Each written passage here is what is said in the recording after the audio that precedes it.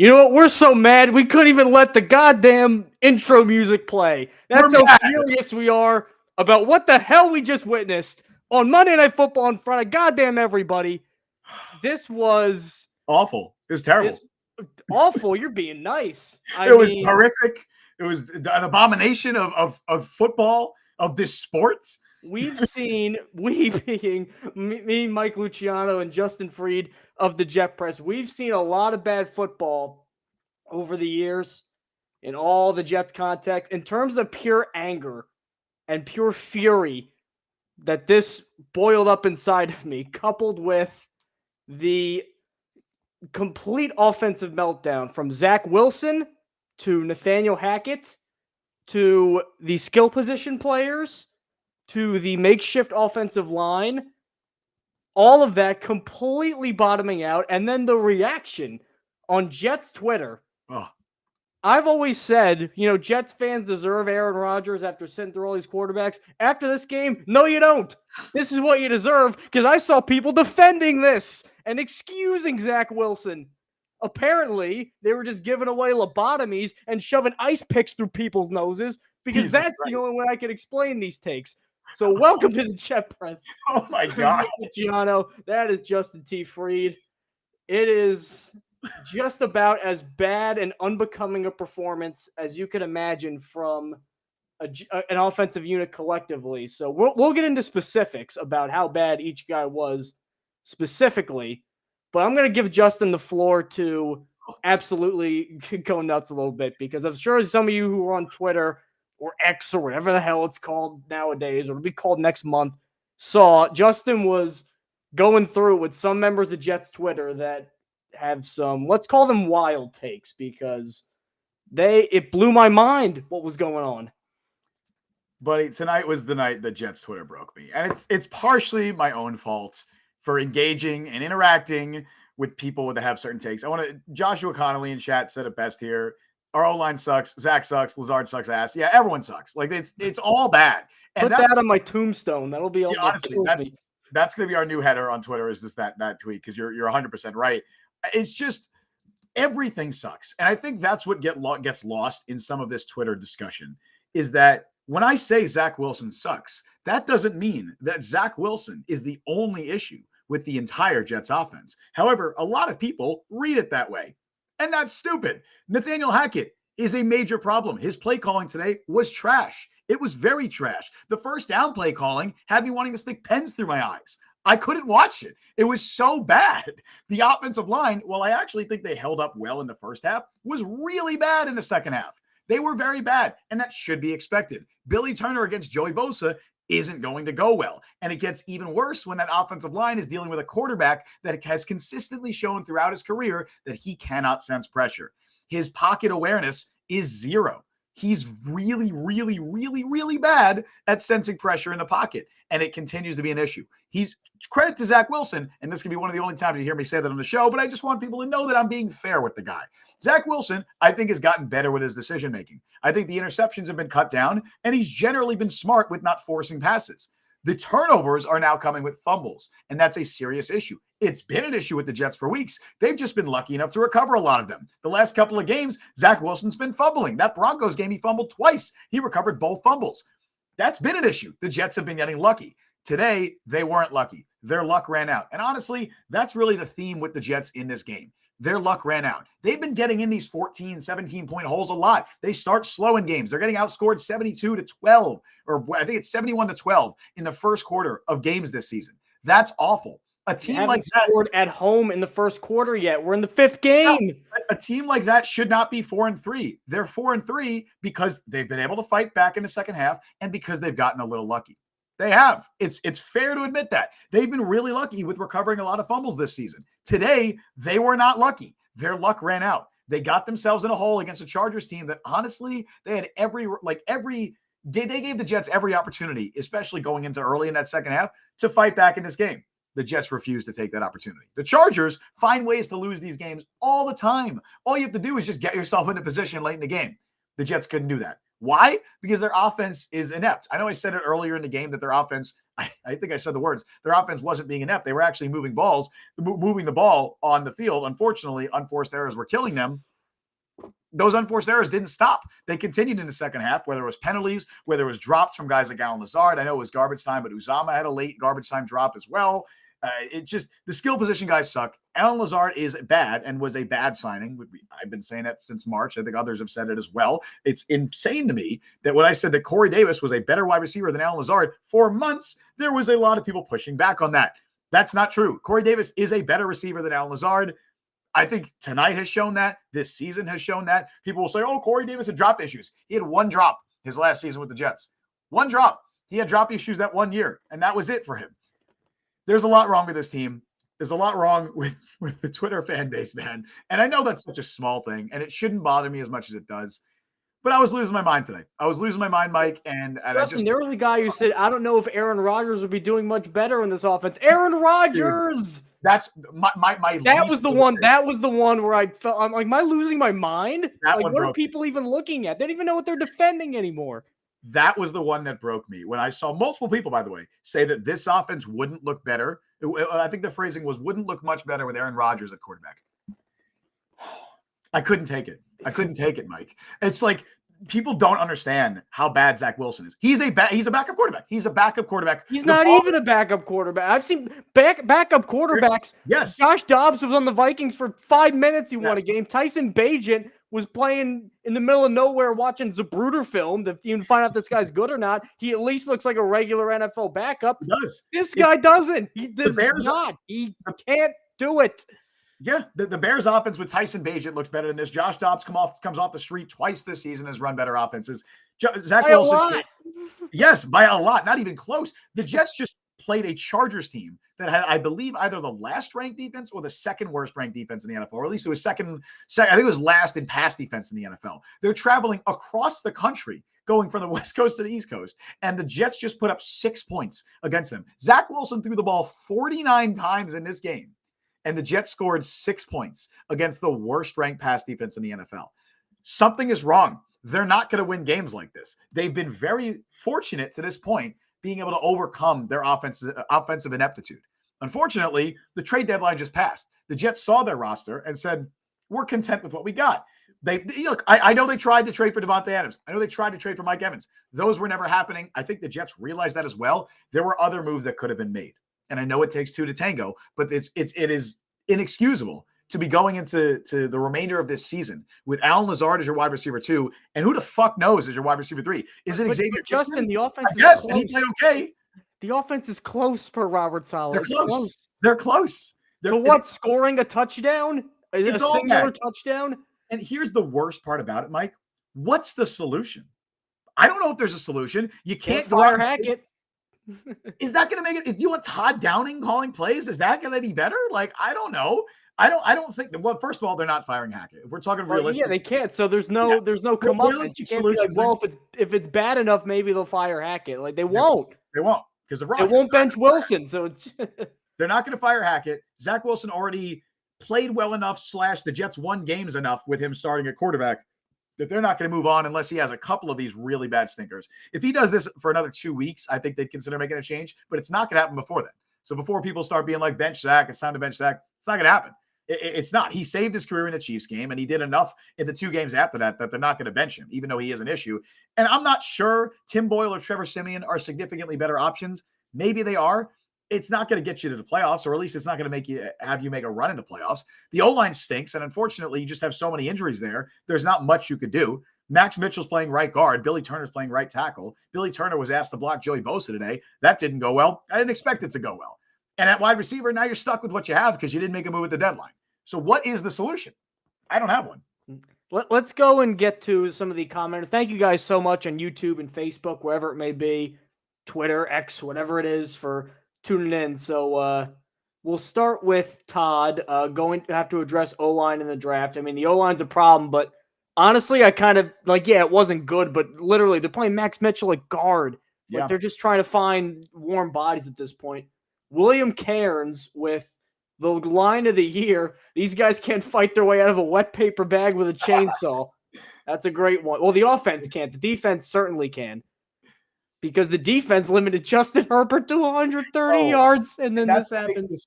like, and this what makes it so sad, dude. Like, the Jets defense was awesome again against another elite quarterback, which they are every time they face elite quarterbacks. They This is a gave great up 20 points, and on one of the drives, they started at the 2. Yeah. It's really shocking. All right, so we got Seth Ari, Zach lacks passion. I mean, he lacks talent. I don't know about passion. I don't think it's that. It's not passion. It's not a mentality thing. William Byrne better address the head football coach losing to a clown like Brandon Staley. It's certainly not a good look. Here's the thing. Robert Saleh, every single week, Jets fans call to fire him, which is hilarious. There's a portion of Jets fans that call to fire him. Dude's top 3 or 4 in Coach of the Year voting right now. Do I think he should be Coach of the Year? Probably not, but I think he's done a really good job, especially having his team battle back in a lot of late game situations. But one thing I think you absolutely need to point fingers at the coaching staff for is why this team continues to start slowly. Why are they always bad in the first quarter?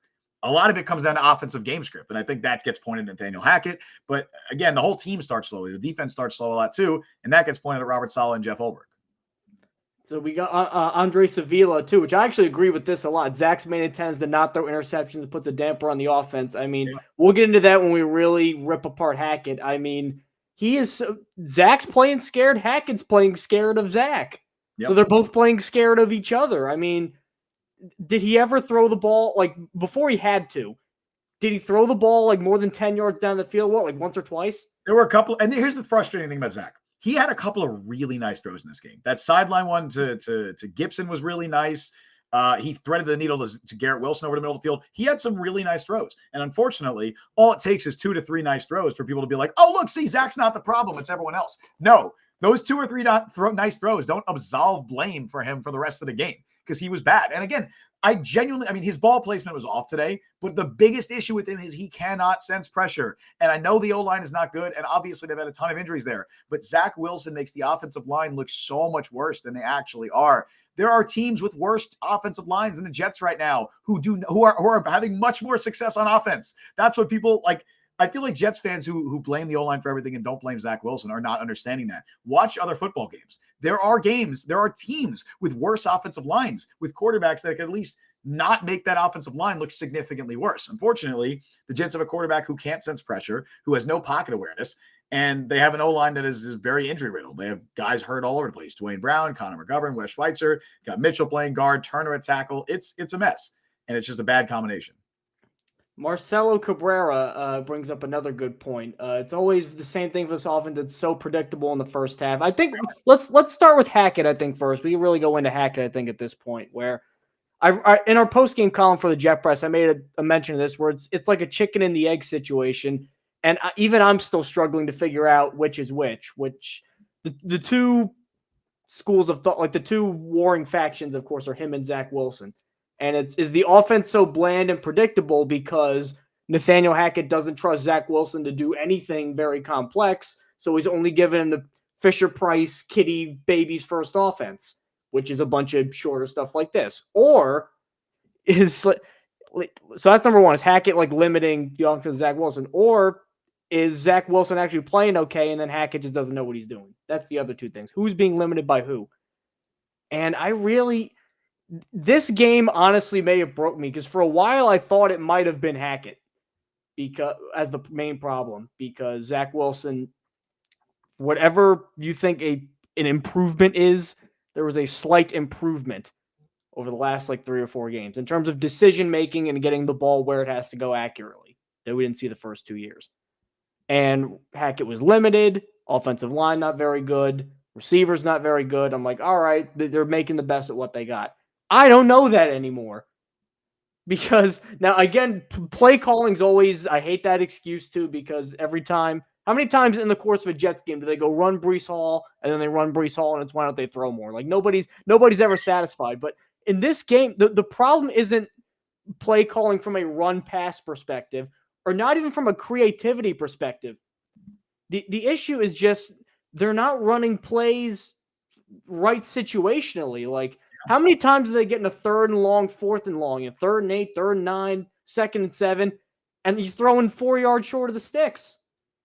They're not running plays that get first downs. When they're in the red zone, 3rd down, they're running 4 verticals basically, and then Wilson on a 7-man protection gets sacked. They have to kick the field goal. Yeah. It doesn't. This guy has not accomplished a single thing in his career away on an above average level, aside from a fluke Jacksonville year away from Aaron Rodgers. And even with Aaron Rodgers, he didn't call plays. And honestly, looking back on it, there's no way that Rodgers looks at these plays and he says, "This is how I want to run my offense." I can't believe that. The only reason that I think he has that job is because he came from Mike McCarthy, he being Aaron Rodgers. And Mike McCarthy was very regimented, and here's what we're going to do.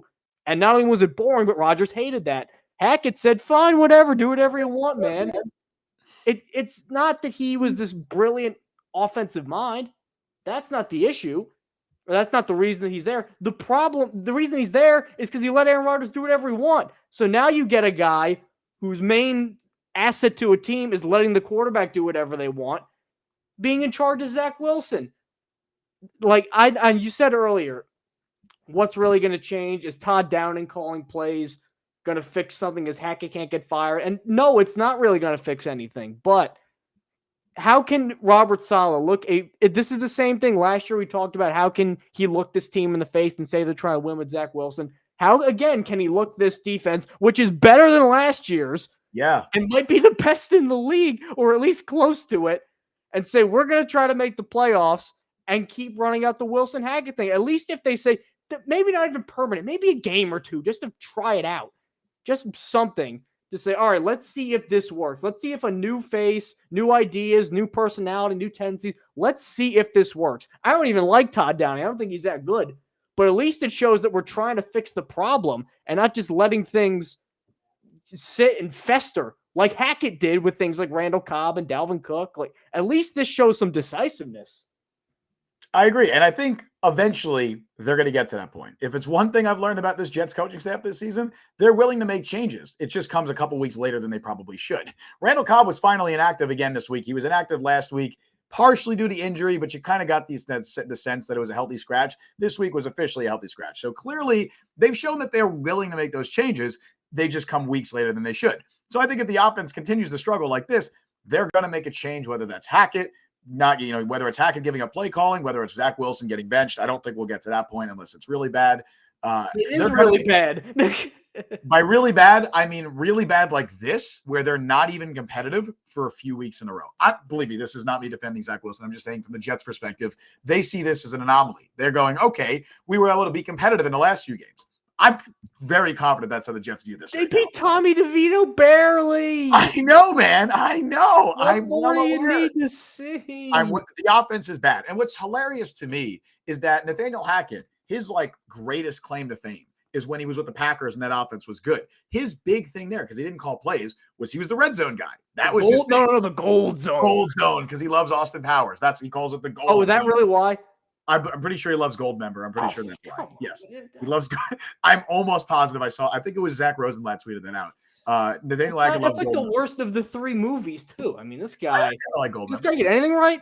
But anyway, he was the red zone guy in Green Bay. The Jets have the worst red zone offense in the NFL, and it's not even close this season. And I'm glad you brought up one specific play, because it's stuff like this that just makes no sense.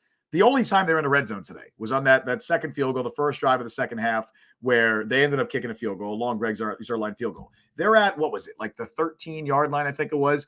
They're at the 11. There was a Breece Hall run for nothing, then sack. They're at the 11-yard line. It's 2nd and 9.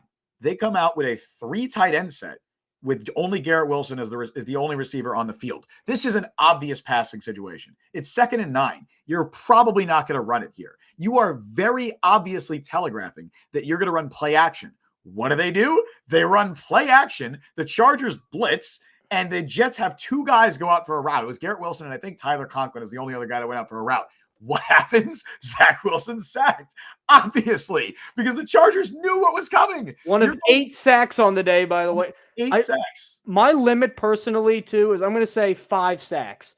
That's how much an offensive. If you want to give up 4 or 5 sacks, I'm like, all right, offensive line's having trouble. If you're like 8 or 9, I'm like, all right, quarterback's got to bear a lot of the responsibility here. Yes, now he does. Linemen were getting bowled over, but you can't get sacked 8 times without horrendous, all-time bad pocket presence. Yeah, and it's an individual case. Were there sacks in this game that were not on Zach Wilson? Absolutely, 100%. There were at least a couple of times that I can remember off the top of my head where a guy just got to Zach within 3 seconds and he can't do anything, or 2 seconds and he can't do anything. That happens. Like, that's not on Zach Wilson necessarily, but there's other times where he's holding the ball way too long. There were a couple of 3-step drops in there where he's just holding onto the ball and not letting go. That first sack, the first fumble, that's a 3-step drop. That ball either needs to get out of his hands or he needs to know the pressure's about to get there. Instead, he just sits there for 3 seconds, just standing in the pocket, knowing the pressure's about to come down, but he still doesn't think to hold the ball, to protect the ball. That is 100% on Zach Wilson. If nobody's open, fine, take the sack. I don't think he could have escaped in that situation. The pocket kind of collapsed around him. That's fine, take the sack. But you have to know in that situation that the pressure's going to get there. It's going to get there because it's a 3-step drop. Hold the ball. Instead, right tackle gets beat eventually because that's what's going to happen, and he loses the ball. What happened? Connor Hughes. Oh, boy. Was there a tweet? Robert Saleh. Oh, boy. I don't know if you could say it's a step back about Zach Wilson today. I mean, whatever. I'm expecting Saleh to say shit like that. Also, yeah, remember how we said maybe change play callers? Yeah, he said no. They're not doing it. And that's the thing. Like, the Jets lost one game. They're looking at this as we were on a 3-game winning streak. We lost one game. We got to figure it out. Unfortunately, I think this is a case of what the Giants did last year. The Giants over-evaluated their roster. They got very lucky in one-score games. They got very lucky with turnovers.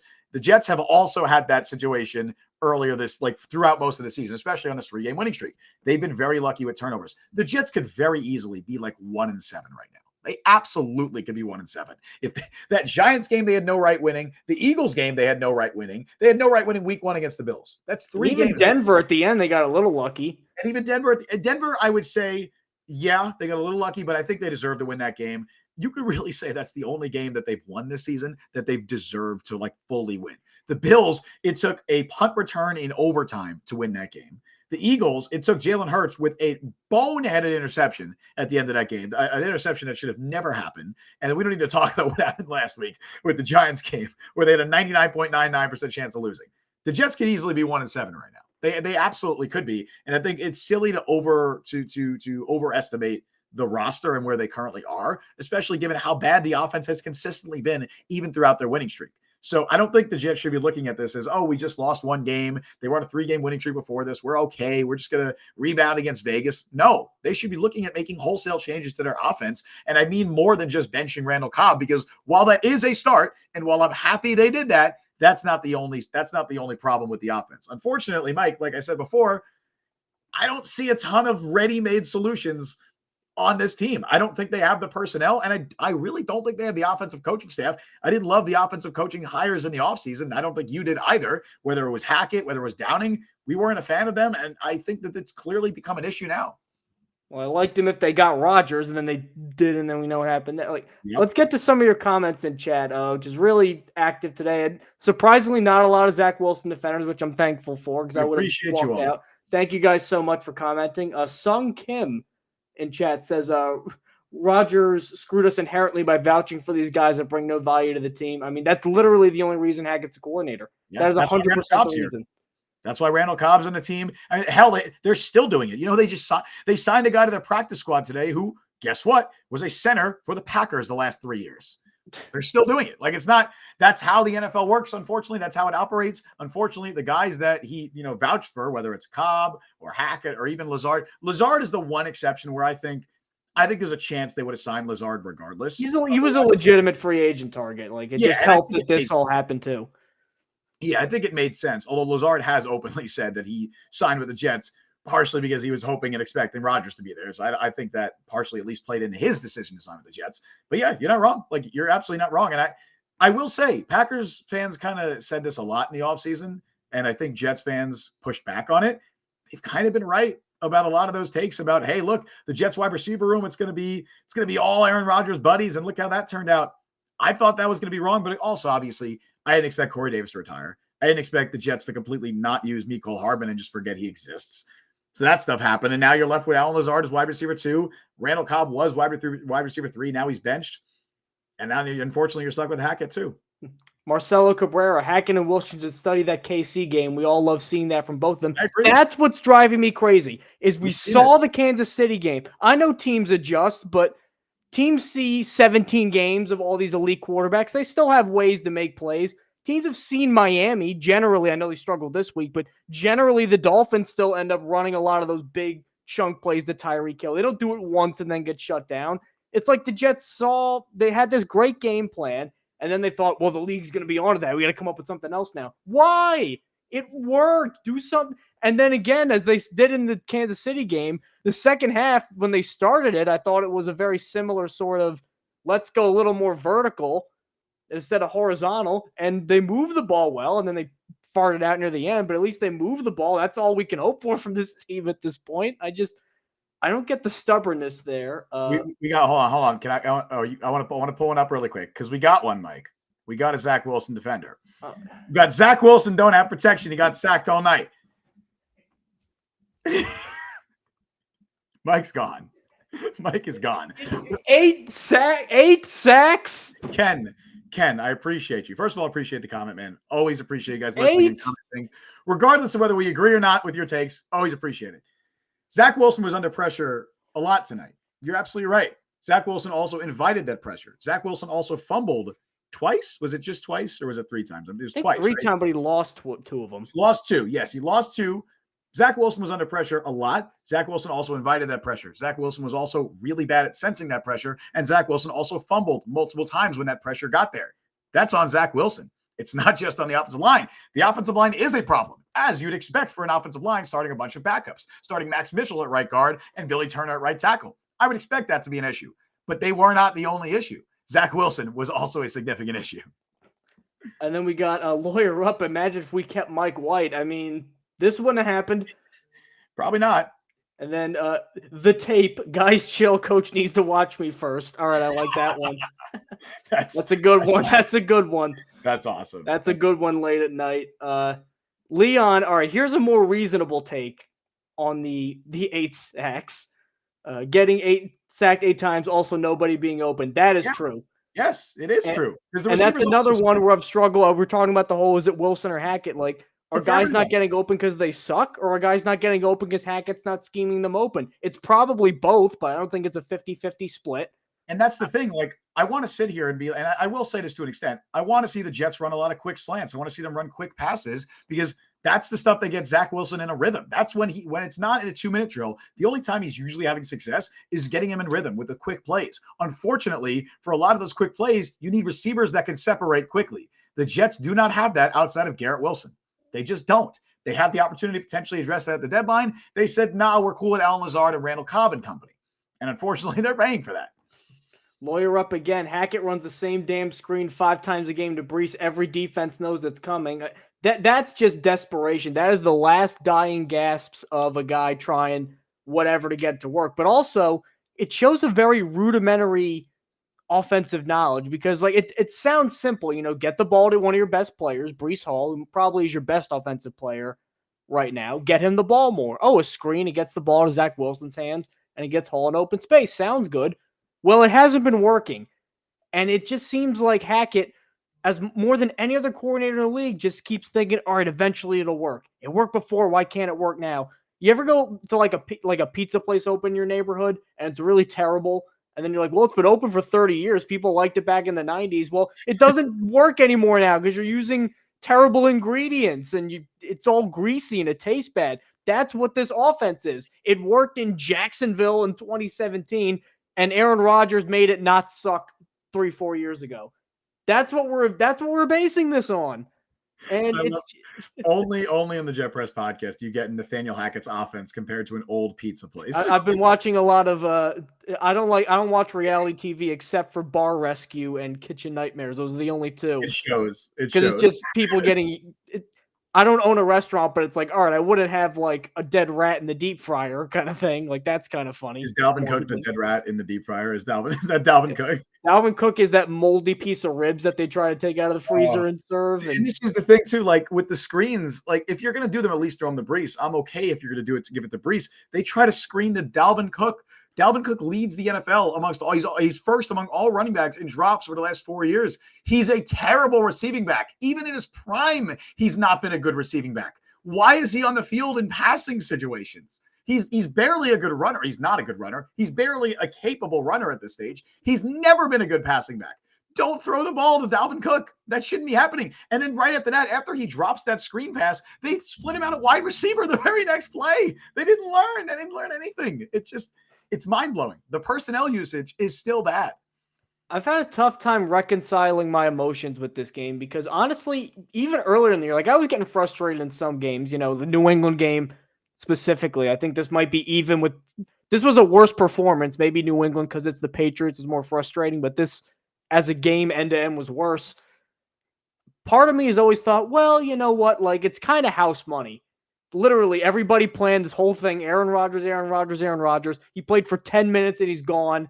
So anything they get now is just complete gravy because nobody expected them to do anything. People expected them to be one of the worst teams in the league, and yet the defense keeps showing up and they kept making plays, and here they are.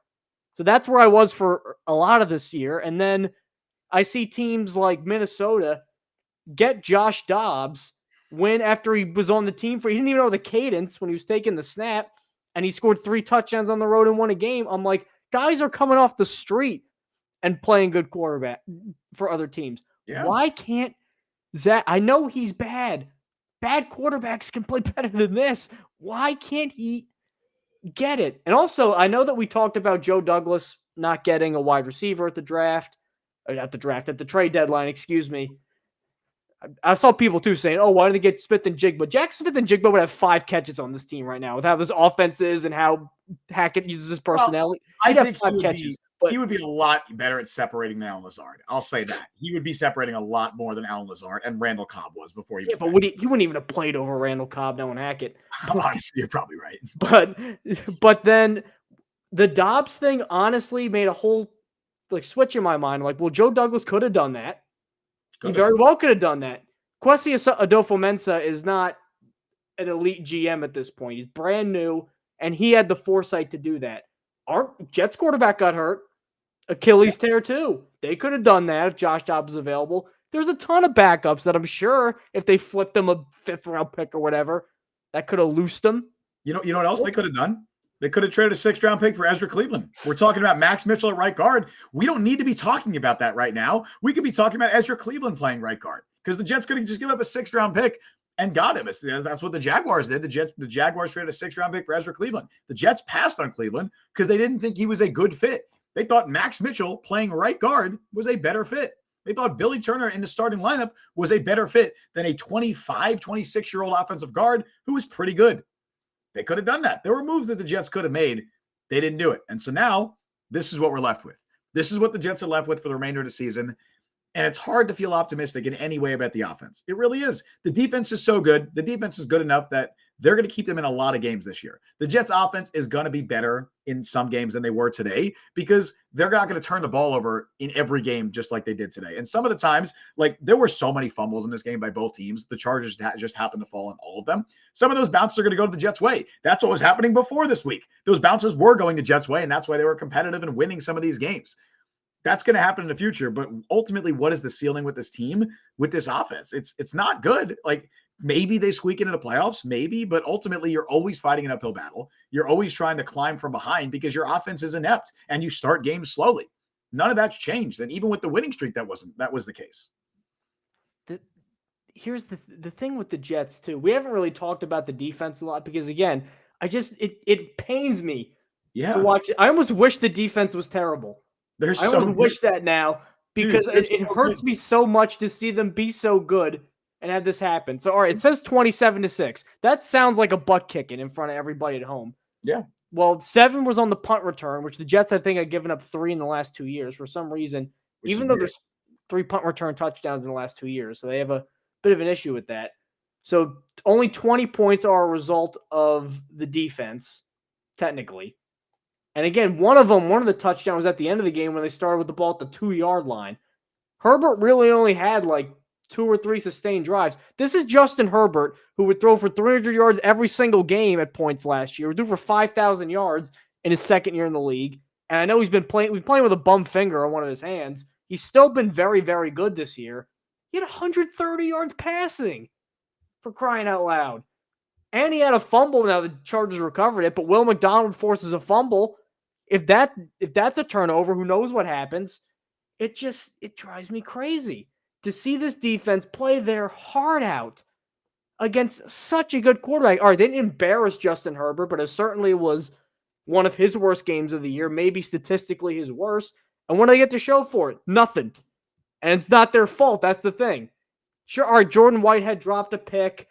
I'm sure that they didn't have the greatest stuff in the run. Like Eckler had a couple run, but that's just being ticky-tack and nitpicky. I mean, it's hard to ask for more from that defense. And yet, here we are talking about another Jets blowout because of Zach Wilson and the offense.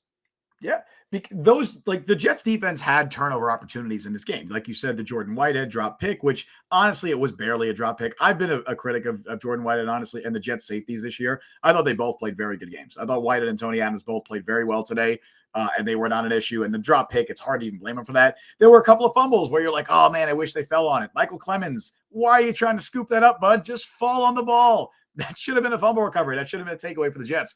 But the fact that the Jets consistently every single week have to rely on their defense to force 2 or 3 takeaways just to be competitive and potentially win the game, that's not sustainable. And honestly, it's something that has been said. Like we've said that multiple times these last few weeks. We've just been kind of riding that wave of momentum and saying, hey, look, they keep doing it. They keep finding ways to win. The luck was eventually going to run out. I got there. The Jets have broken my brain tonight, Mike. But I got broken your frontal cortex, your cerebral cortex. I don't remember that part of science class. I've forgotten how to speak. I can't do it anymore. But the luck will help you out, Justin, is more Zach Wilson defenders because we got some in chat. Please no. Too late. We got boycott activity. Can somebody explain what Zach is supposed to do when replay show no one's open down the field? I mean, yes, there are not guys. Don't fumble the ball. Don't fumble the ball. Don't fumble the ball. And don't stand completely for a guy who never stands in the pocket. Now he's standing too long and he's fumbling. And then we got another one, Leon, shout out Leon, very active commenter. We love having you here. But Zach completed nearly 70% of his passes and there were multiple drops. Well, when you run the most basic elementary grade school, we don't trust our quarterback to do anything. Don't throw beyond 5 or 10 yards offense for 80% of the game. You're going to get high completion percentages. That doesn't translate to anything. They're not making plays down the field. And defenses can just gang up on that. They go, oh, we know he's not a threat to go downfield. This is Zach Wilson. The Jets never do that. All we're going to do is keep everything in front of us. There's going to be no big plays, and then eventually he'll do something stupid and we'll win. That's what the Chargers' mission statement, their whole game plan was based around that philosophy. And they executed it, and they won. And a lot of teams are going to execute it and win. You want to know how many of those completions came on the final drive? I just did the math really quick. Over 27% of Zach Wilson's completions in this game came on that final drive where he was just dinking and dunking and getting Michael Carter all the PPR fantasy points that he could ask for. That's what that drive was. 9. He had 9 of those completions on that one drive in complete garbage time where the defense was sitting back. That's why he completed 70% of his passes. Watch the game. MTO and Jared Goff was broken his 5-yard alley. Jared Goff was 10 times better than Zach Wilson's ever been. Yes. You're starting. Even some Jets fans, I thought, here was the mistake I made. I thought Jets fans knew how horrendous Zach Wilson was from top to bottom, and the national media kind of didn't know, and they thought he was just kind of this game manager who sprays the ball out. He'll do something stupid, but he keeps you in the game. That's what I thought it was. Apparently, Jared Goff was broke. Jared Goff had been to a Super Bowl by the time he was broken. 32 touchdowns in a season or something like that. Zach Wilson was 29, I think, in his career, or less than that. And obviously, Jared Goff had Sean McVay and a significantly better team around him. No one's denying that. Absolutely, yeah. But we've seen Jared Goff, at least he had success with the Rams. Like, he had success. He was a starting caliber quarterback. And I'm not even a big Jared Goff guy. I think he's mostly a system quarterback. And I think he's really been uplifted by talent around him and a great system in Detroit too. But he's still playing well. Like, we've seen that success. Nothing Zach has ever shown has proven that he can be anything remotely close to a starting caliber quarterback. And obviously that shouldn't be the expectation. That's not the bar we're setting. The bar is just capable backup, which there are those guys in the league, like Mike already rattled off multiple times in this podcast. There's guys who are signed off the street. Tyson Bagent's an undrafted rookie, is playing better than Zach Wilson. The guy they're playing next week, Aiden O'Connell. And you want to look at those rosters and those supporting cast and say they're better than what the Jets have? They're not. They're just as bad. I mean, yeah, you got Devontae Adams in Oakland or in Las Vegas. Sure, you got Garrett Wilson with the Jets. You also have Breece Hall and they got Josh Jacobs. Their O-line stinks too. Their offensive play calling has also been bad. So bad they fired their play caller. Yeah, exactly. Now they have a new offensive play caller in there. Another nepotism guy, Scott Turner, I think, who's North Turner's son. So right. Look at the Bears. They got DJ Moore, sure, but their coaching staff is stunk. Their offensive line isn't very good. Tyson Bagent, an undrafted rookie, has come in and he's not lighting it up. I don't even think he's good, but he's been a better quarterback than Zach Wilson has been the last few weeks. And they're, more importantly, like, ignoring whose blame it is, ignoring if we're blaming Zach Wilson, if we're blaming Nathaniel Hackett, just look at the results. Every other offense in the NFL is better than the Jets offense. The Jets have 9 touchdowns this season. All right, the Giants. Don't count the Giants. The Giants have more touchdowns this season than the Jets on offense. The Giants have more offensive touchdowns than the Jets, and they've been starting Tyrod Taylor, Daniel Jones, who's been I think Daniel Jones has a passing touchdown. Obviously, tore his ACL. That sucks for him. I'm sorry. But before his injury, he's had a passing touchdown, I believe, in 1 game this season. 1 game. And they have more offensive touchdowns than the Jets. So I don't care if it's Zach Wilson's fault, if it's Nathaniel Hackett's fault, if it's the O-line, if it's Al Lazard, Randall Cobb. I don't give a shit. Something is wrong. The Jets offense is bad. And if you look at every other offense in football, it's better. There's no excuses. You can't be like, oh, well, Zach is dealing with this. Oh, well, the O-line is this. Everything is bad. And there's something wrong with that. Every other offense is better. I don't think they're going to make any changes right now. I really don't. But it's clear something needs to be changed. The Jets supporting cast and offense is likely the worst in the NFL. No, it is not. It's not. It's not. Garrett Wilson's a top 15, maybe top 10 receiver. Breece Hall's maybe a top 5 running back. They have enough pieces in an O-line that it shouldn't be a complete disgrace. That's where the frustration comes in. The Giants right now, I think, might be all right. Even Saquon too, but like counting the offensive line, like looking at what they have, you're like, all right. Everything has gone wrong, completely foobar. We're just playing out the rest of the year. The Jets are not that. It's very clear that there are the bones of a successful offense here. That's my problem.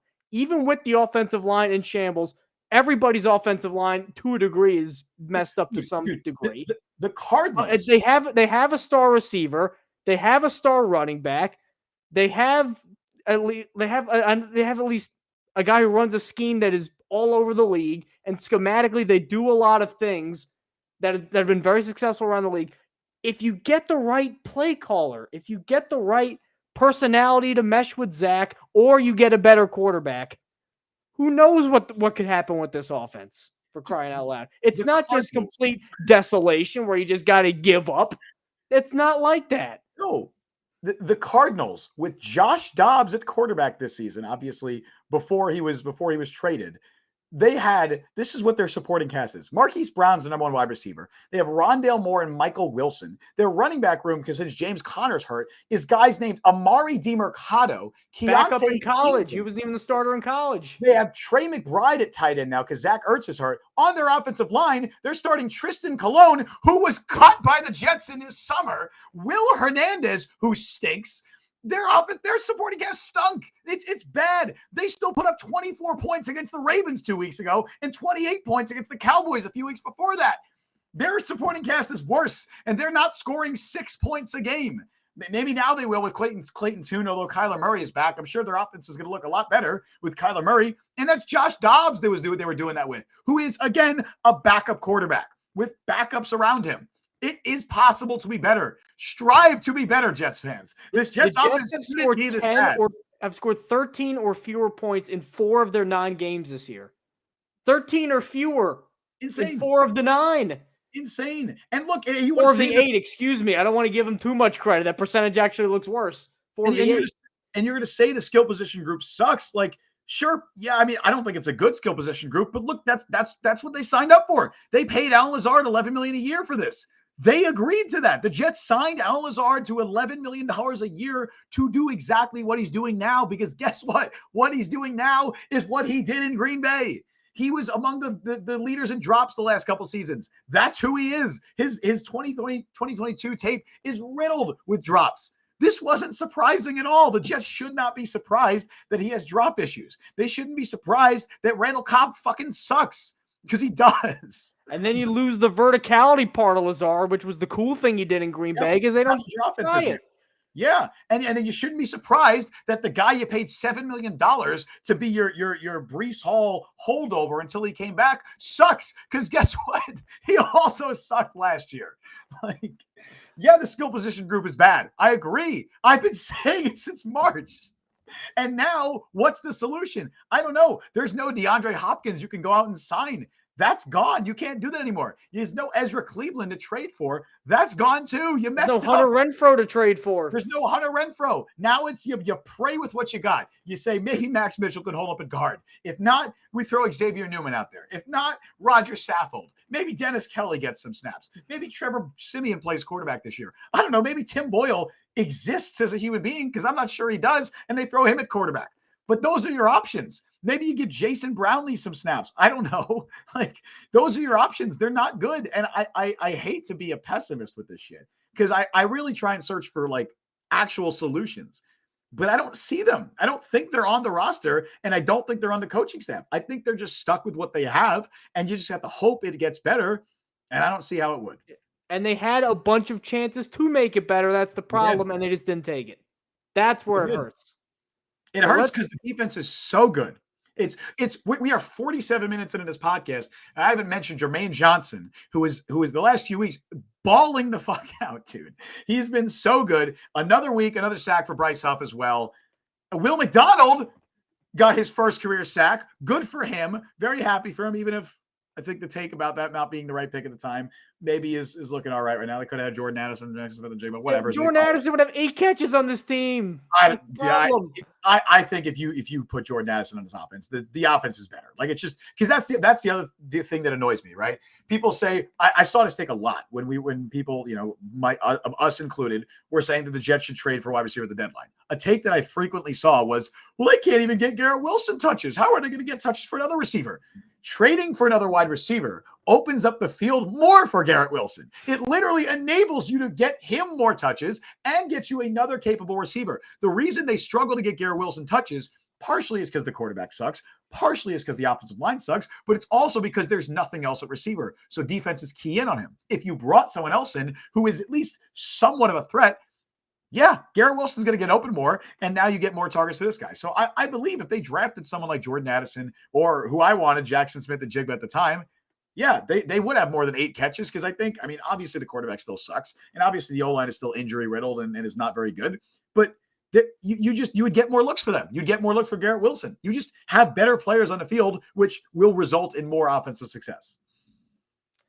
All right, I think we've gotten all the juice out of this squeeze that we can get. I haven't a tear left to shed. Let's. It's crazy to think the Jets are going to be in primetime again next week, because they are against the Las Vegas Raiders. You know what would make me feel better though, Mike? What? Really quick. You know what would make me feel better? A little message from our friends at Super Draft Daily. Are you kidding me with that transition? We're doing an ad read right now, baby. Hey, Jets fans, have you heard of Super Draft DFS? Super Draft hosts daily fantasy prop games where you can compete for a chance to win cash prizes. The game is simple. For each contest, you are given a pool of props for upcoming games. You pick whether each prop will be over or under the given total. You can choose up to 8 different props for a bigger win. If you want to join on the action, we got you covered. Sign up with our promo code FAN, that's FAN, and receive a deposit match up to $20. You'll also receive a free pick in your first game. Think of it like a free square in bingo, or like a free leg to a parlay. Using the code FAN while signing up not only gets you these great rewards, but it also directly supports our podcast. Again, we don't want to do these ad reads in the middle of a rant like this. but we're paying the bills. You guys are helping us out. We greatly appreciate it. So make sure to use our promo code FAN, that's FAN, when you sign up. This offer is only available to new customers who are 18 and older, 19 and older in Alabama, 21 and older in Massachusetts, and physically present in valid states. Please remember to always gamble responsibly. Check the episode description for the full terms of the offer. All right, Mike, let's get back to the ranting. Sorry we had to do that. Let's get on with it. Let's get on to the Raiders now. The Raiders looked like an automatic win almost, as much as an automatic win can be at this time of year. Josh McDaniels was sucking all the goodwill out of this franchise like a leech. He's gone. Dave Ziegler is gone. Mick Lombardi, the offensive coordinator, is gone. And I know that they were playing on easy mode with Daniel Jones getting hurt and Tommy DeVito coming in the first game, but 30-6, and that locker room, after Antonio Pierce came in and became the head coach, that locker room was vibing. They were having fun. They were motivated. This is not a dead-in-the-water Raiders team like I thought they would be. This team is not only, forget playing spoiler, Raiders are 4-5. I don't think they'll make the playoffs, but they certainly ain't dead yet. Now, why I'm really discouraged is, again, the Jets are playing a rookie quarterback in Aiden O'Connell, who I think got a little overdrafted. I had him as kind of like a 7th-ish round guy before he got picked late in the 4th round by the Raiders. So you would think the Jets would just dominate him and then ride a guy like Breece Hall or something like that. And then what do you know? Jets end up winning. Well, they pretty much did that to Justin Herbert, and everything around the offense was so inept, they couldn't score any points and they lost this game. So you can't take anybody seriously as a win at this point. No, you can't. And I want to say I'm confident going into the game because I am pretty confident that the Jets defense is going to make life very difficult for Aiden O'Connell because they made it difficult for Herbert. I got him. I'm saying, because look what they do against elite quarterbacks. I can only imagine what they're going to do against a rookie quarterback. But is it going to matter? Is it going to matter? I don't think it's going to matter. Unless the Jets defense can get a couple of turnovers, I don't think it's going to matter. You know, that's what it ultimately comes down to. Unless they can get takeaways, it's not going to matter. It's not going to matter. And that would actually, I feel like that might show me, that might be the catalyst for more change, in my opinion, because if your theory is correct and they think, all right, like I've said before, sometimes teams just don't show up. Maybe they just didn't show up and nothing went right on offense. And it's Justin Herbert. Okay, fine. They lose to Aiden O'Connell in primetime. In the AFC, where the Bengals are 5-3, the Steelers are 5-3, and the Ravens are the Browns are 5-3, and you just blew a chance to gain some ground on Buffalo and Miami, who I imagine are going to go rebound and get some extra wins against the softer part of their schedule coming up too. If that happens, then maybe some heads are going to roll. They're obviously not going to fire Hackett because he's a freaking Rodgers buddy, so they can't get rid of him, but something drastic would happen. I don't know if it would be Wilson or Todd Downing or who knows, but Aiden O'Connell beats him. I think Robert Saleh looks himself in the mirror and he's like, man, what am I doing here? I just put together this kick-ass defense that everybody loves, and the players, I mean, my God, I'd love to be on that defense. And they look like they love Robert Saleh. It almost feels like, it's not like this much of a warring Civil War type thing. So I don't want to paint it as that, but it feels like you have Robert Saleh's defense, which is just kicking butt, and then Nathaniel Hackett's offense, which is pathetic. And last year, Saleh was unable to keep the two parties at bay, and the animosity spilled over, and they had to make a change. I felt like he's done an okay job at this time this year. I know he had that slip up after the Patriots game where he said Zach didn't play that badly, and then he kind of corrected himself, and after that, it looked like he was getting better. But this is now going to be 2 years in a row, basically using all of Sauce Gardner's cheap years, all of Jermaine Johnson's cheap years on this. Saleh's going to have a big problem on his hands. They lose this game. Got a bad stat here for you. Ready, Mike? From Rich really? Steve. A bad stat? I haven't seen any of those. This is an ugly one. So is the Jets offense, defense, Jets, general? It's offense. It's offense. It's an ugly, ugly offensive stat. And it puts into perspective just how bad the Jets offense is right now. Okay. The Jets have scored 8 offensive touchdowns this season, which is tied for their 3rd fewest. I thought it was 9. Games. I gave him too much credit. I know. I thought it was 9 as well. Tied for the 3rd fewest in their first 8 games of the season in franchise history. You know the only other 2 seasons where they had fewer than 8 games or fewer than 8 touchdowns through 8 games? Let me guess. 2020. Oh, for sure. 2020, Adam Gase. Okay. Absolutely. 1995. No, it's the other horrific coaching year. 94. Okay. No, the other one. The one that lasted where it was one and done. Oh, Lou Holtz. Lou Holtz, 1976. When he was running the veer in the pro, you can't run the veer in the NFL. Yep. So we're talking Lou Holtz and Adam Gase are the only 2 offenses that have been worse than what the Jets currently have. That needs to change. That cannot be sustained. And I don't care. And I know if Rodgers comes back, it would be better. Like Rodgers next year in this offense, sure, it'd be better. But would it be good enough to win a Super Bowl? Probably not. Like just probably not. Things need to change. It needs to change quickly. Prime Rodgers, maybe 40-year-old Rodgers off an Achilles. I don't know. Yeah. And the problem here is, Mike, I want to say, and I want to agree with you that if they lose to Aiden O'Connell, say they lose by 3 scores to Aiden O'Connell and the Raiders in prime time next week. A similar version to this. In similar fashion. Yeah. I want to say that things would change, but I'm not confident that they would. I'm not confident that they would, because I still think that they look at it and say, we were on a 3-game winning streak. We lost a couple of games. Let's not overreact. I have a feeling that's how the Jets coaching staff and that's how the entire Jets team would view the situation. They shouldn't view it that way because they've gotten pretty lucky to be on a 3-game winning streak, and a lot of bounces were going their way and they were getting takeaways. It didn't happen now. That the offense has been bad. The offense has been bad. That was the case even with the winning streak.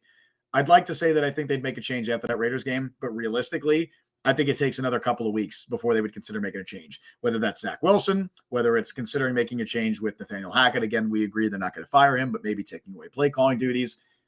I don't know, man. Maybe they'd shuffle up the offensive line or something. Maybe they'd bench Dalvin Cook and get Izzy Abanikanda some snaps. I can see them making those changes. I think the wholesale changes of either making a change at quarterback or play caller, they're not going to happen unless the Jets continue to struggle for a few more weeks. And unfortunately, I hope it doesn't get to that point, but I just, even if they're bad against the Raiders, I don't think they make the change. I really don't. It's the offense is as bad as it's ever been. So I think it's time to statistically, yes. Statistically, time to get some sleep. Time to not think about Zach Wilson playing some of the worst football we've ever seen. Thank you guys so much for tuning in. Really quick. One last one out there for the Zach Wilson defenders. Zach Wilson's average time to throw when pressured was 3.76 seconds. He should not be holding onto the ball that long. That is clearly a quarterback issue. Time to throw when pressured should not be 3.76 seconds. That's a quarterback issue. That's a quarterback who does not have pocket awareness. Anyway. No, Justin, every sack is on the offensive line. And every problem with the Jets is the offensive line. And Rodgers got hurt because of the offensive line, and the defense is bad because of the offensive line. Remember that. And when Zach Wilson fumbles, it's clearly because the offensive line made him fumble. Obviously. If you ever want to give vague criticisms of a team and you just want to say, remember these 3 things, the Holy Trinity. Fire everybody. Yep. Play calling's bad, and the offensive line's bad. Yep. Because it makes you sound smart when you say that too, but it just – look, I know nothing went right. We're all angry. We're all upset. Hopefully there's no more of these for the remainder of the year. I'm not holding my breath because after that, nothing's off the table. But thank you guys so much for tuning into this late night Jet Press podcast. As always, you can find us on Apple Podcasts, Google Podcasts, Spotify, Overcast, wherever it may be you get your podcasts. We're on all the sites and YouTube and TikTok at the Jet Press or both of them. Make sure you subscribe. Make sure you leave a 5-star review on Apple Podcasts. Justin, how would you sum up this? It was a complete performance in that it was completely bad. How would you sum it up? It was, what's the name of that children's book? A terrible, horrible, no good, very bad game. That's Yep. That's how it goes, right? That's how I'd sum this up. Terrible. Offense, defense, I feel bad for you. I feel bad for the defense, but it was just to watch. Terrible, awful, horrific, awful. I said awful twice. That's how I feel. It was terrible. It was awful. It was horrible. It was horrific. It was abysmal. It was disgusting. But greatly appreciate everybody for tuning in. I know it's really late. It's 12:30 here on the East Coast, so hopefully everyone gets their sleep. Hopefully everyone does not have nightmares about watching this Jets offense. Think about the Jets defense. Think about Zach Wilson. Think about Jermaine Johnson. Think about how great Sauce Gardner is because he balled out today again. They got some great pieces on that defense. As always, we greatly, greatly, greatly appreciate everybody who tuned in, who commented. We always appreciate it. I know we can't get to every comment. We try to get to as many as we can. Always appreciate you guys, even the people that defend Zach Wilson. We love the engagement. We love talking to you Jets fans because honestly, it's what gets us through the week. Anyway, thank you all for joining us on the show today. You can follow Mike on Twitter at Mike Luciano. You can follow me on Twitter at Justin T. Fried. Follow the Jet Press at the Jet Press. Download the Jet Press podcast wherever you get your podcast. That's Apple Podcasts, Google Podcasts, Spotify, as Mike always loves to shout out, Overcast. Also check us out on YouTube and TikTok. Subscribe, like, hit that notification bell. You guys know what to do at this point. We stream live every Wednesday at 3 p.m. Eastern Time and live immediately following every single Jets game, for better or worse. Thank you all for listening to Jet Press Podcast. I've been Justin Fried. That has been Mike Luciano. We'll see you guys next time. See you on Wednesday. Hopefully, we're in a better mood.